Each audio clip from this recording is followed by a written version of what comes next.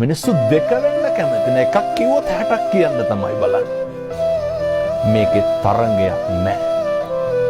අපි අවුරුදු 7-800ක් ජීවත් වෙන මිනිස්සු නෙමෙයි.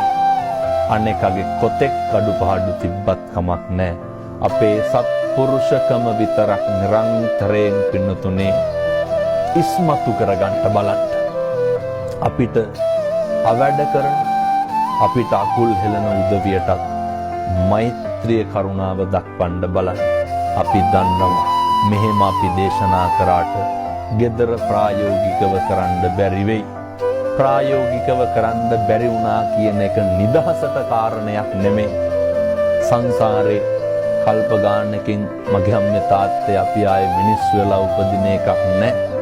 බුදුහාමුදුරෝ දේශනා කරපු විශිෂ්ට දේශනාව වන අත්ූපනායික ධර්ම තමන් උපමා කරගෙන